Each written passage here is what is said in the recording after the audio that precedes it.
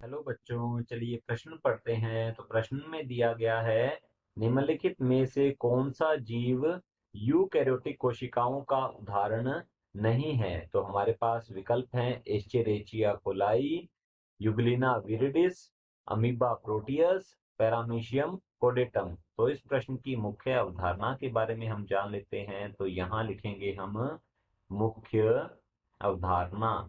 इस प्रश्न की मुख्य अवधारणा है हमारे पास यूकैरियोटिक। तो यहाँ लिखते हैं यूकैरियोटिक कोशिका।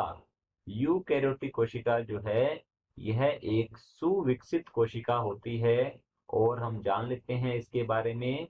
तो ये ऐसी कोशिका है, ऐसी कोशिका जिसमें जिसमें सुविकसित केंद्रक जिसमें सुविकसित केंद्रक तथा सुविकसित केंद्रक तथा झिल्लीबद्ध कोशिकांग। तो यहाँ लिखते हैं झिल्लीबद्ध या झिल्ली आबद्ध कोशिकांग पाए जाते हैं।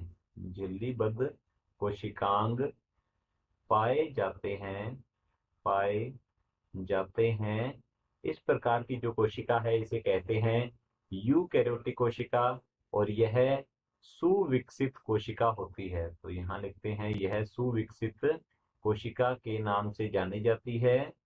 तो हमारे पास प्रश्न है, निम्नलिखित में से कौन सा जीव यूकैरियोटिक कोशिकाओं का उदाहरण नहीं है। तो पहला विकल्प है एस्चेरिचिया कोलाई। तो यह एस्चेरिचिया कोलाई जो है यह एक जीवाणु होता है। और जीवाणु जो है यह मोनेरा जगत से संबंधित होता है। और यह है एक प्रोकैरियोटिक जीव। तो यहाँ लिखते हैं यह एक प्रोकैरियोटिक जीव है। इसकी कोशिका प्रोकैरियोटिक कोशिका होती है।